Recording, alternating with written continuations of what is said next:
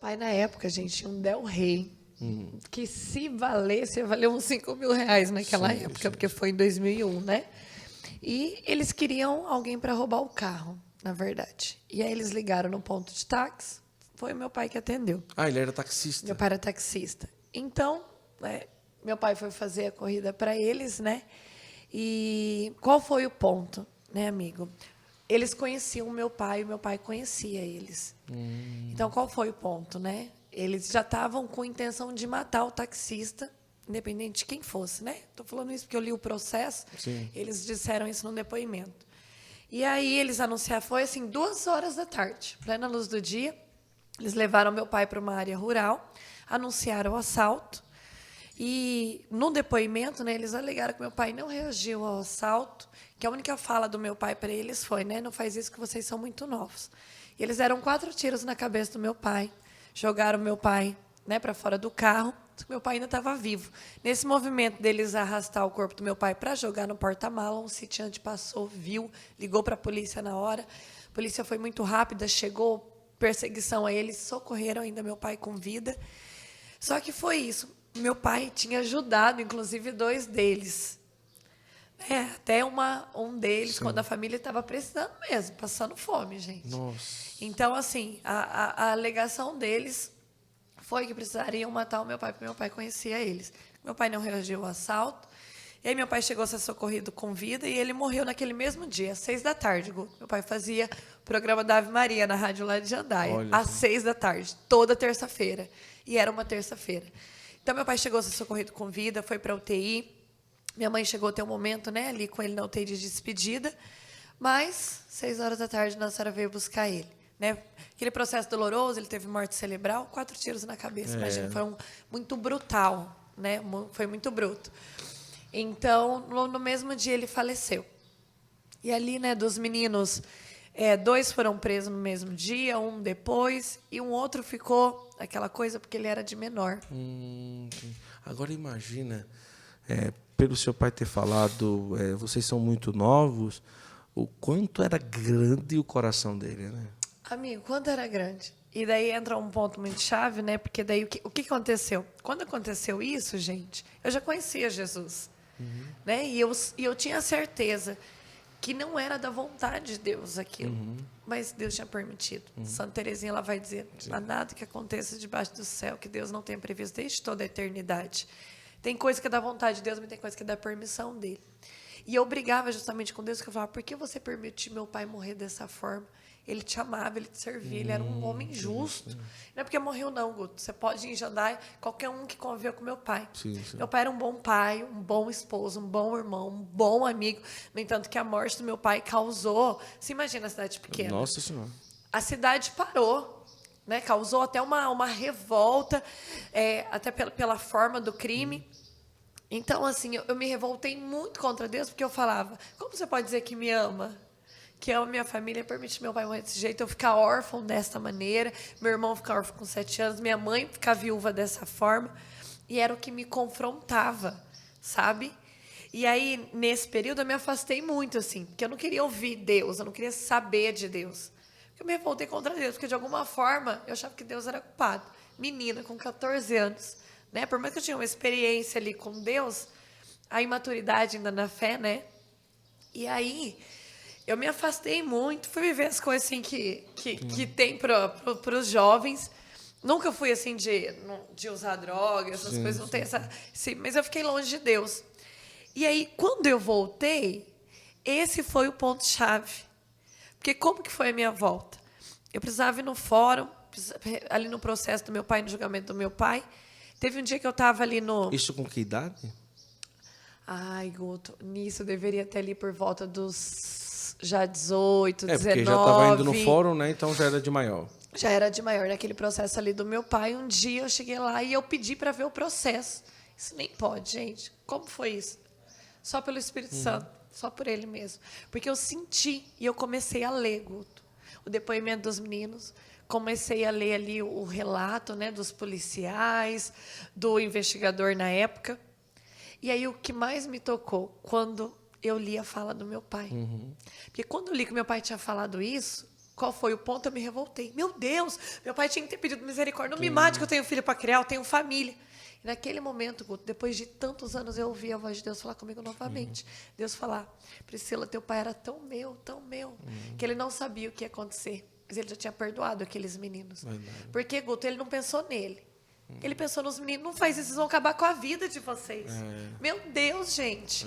Então, Deus naquele momento falou comigo. No entanto, que automaticamente, do jeito que eu saí do fora, eu corri para a igreja. Foi quando eu me prostrei diante do Senhor. E daí foi quando eu fui viver esse processo de volta, sabe?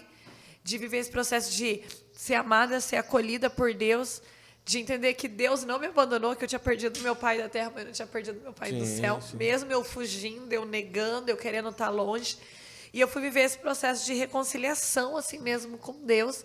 E foi onde eu fui entendendo o poder de Deus, sabe? Dentro da minha vida, da minha história. Nesses quatro anos por aí, 4, 5 anos que você passou longe, o que é que você viveu? Meio de quase que uma depressão, você conseguia estudar, você conseguia sair com os amigos tranquilamente. Como que era o relacionamento dentro de casa? Você já não ia mais para o grupo de oração, você ia pelo menos na missa, você via na televisão. Como que foi esse tempo assim longe depois do falecimento? Assim? Amigo, eu passei por 2 períodos. Aquele primeiro período, dos 2 primeiros anos da morte do meu pai, eu tive uma depressão muito profunda mesmo, emagreci muito, já era magrinha, emagreci muito, porque meu pai morreu pertinho de datas importantes, né? Ele tinha acabado de fazer aniversário, era Natal, era novo, eu ia fazer 15 anos, a gente estava naquela época, preparando a festa. Então, foi um trauma em cima do outro, assim, sabe? Senhora. Então, nos 2 primeiros anos, eu tive um período de uma depressão profunda, assim. De eu pensar tirar a minha vida. Cheguei a escrever carta, assim. Eu só não tirei minha vida porque eu olhava para minha mãe, Guto, e eu pensava assim, e aí? Ela não merece mais uma dor. Ela não merece. Então, nesse período, foi assim de eu ficar prostrada mesmo. Eu falo que foi o amor da minha mãe que me resgatou. Porque ela ali comigo, eu tomava uma caixa, gente, era uma caixa de sapatos de remédio, de antidepressivo, e mudava remédio, isso e aquilo. Então, foi esses 2 primeiros anos assim. Quando eu fui melhorando, saindo, tentando tocar a minha vida, eu já trabalhava fora, assim, no sentido de ajudar. Mas com a morte do meu pai, mesmo na depressão, eu não quis ficar dependente financeira da minha mãe, pelo contrário, eu quis ajudá-la. Então, eu já comecei a estudar à noite, trabalhar de dia, mas era aquela luta, né? Sim. Da pessoa que tem depressão. E aí, quando eu saí desse período depressivo, que eu dei uma melhoradinha, comecei com amizades erradas e fui viver o que o mundo oferece. Festa, balada, bebedeira, e ficar com os meninos. Então, essa era a minha realidade, sabe? Aquela busca assim, de preencher aquele vazio dentro do meu coração com as coisas do mundo. Tive a oportunidade de fazer muita coisa errada? Tive. Tive a oportunidade de usar droga? Tive. Não o fiz, porque eu falo que Nossa Senhora me protegeu muito. Inclusive, hoje eu vejo que ela até me livrou da morte em alguns momentos, nessas festas, nessas bagaceiras aí que eu vivia. Que ela me livrou até da morte, assim, sabe, amigo? Só que, assim, nesse período, eu não conseguia, por exemplo, ir numa missa. Eu não conseguia ter um diálogo com Deus, sabe? Eu fui, assim, vivi um rompimento com Deus muito forte mesmo. Deus está aqui, Deus está... sabe? De você não querer, de você se afastar. Então, nesse período, eu não buscava muito assim. Eu não queria buscar. A partir do momento depois que você leu todo o auto do processo, ali foi o ponto-chave para você começar a voltar. Começar a voltar, porque daí foi quando... nesse dia que eu comecei a entender que a maior herança que meu pai tinha me deixado, Guto, era a fé. Sim. Era o Deus que ele servia. Ele faleceu como um santo. Isso é uma virtude de santidade. E aí foi quando eu comecei a voltar. Comecei a viver os sacramentos novamente, fui procurar uma confissão, voltei para a missa, sabe? Comecei a voltar assim mesmo. Era uma coisa assim, e era engraçado, porque eu estava longe de Deus, mas era assim, eu não saía sem um terço. Nossa Senhora, eu falo que é Nossa Senhora, porque ela sempre estava ali. Então, às vezes, eu não conseguia, tipo, ai, meu Deus, igual eu lembro, assim, às vezes, de alguns momentos, né, que porque era natural meu recorrer a Deus. Ai, Deus não, sabe? Mas aí, ai, Nossa Senhora, me ajuda aqui, isso, aquilo, tinha esses pequenos flashes. Mas aí, quando aconteceu esse episódio, eu vi, eu preciso de Deus. Sim. Eu preciso de Deus. Então, foi quando me despertou. Então, foi quando eu voltei para a igreja, voltei para os sacramentos, voltei a procurar o grupo de oração, porque era onde, né, eu mais bebia. Comecei a ler a Bíblia novamente, que é uma coisa que eu sempre amei. Então, a Bíblia sempre esteve ali do meu lado, né, mas ficava.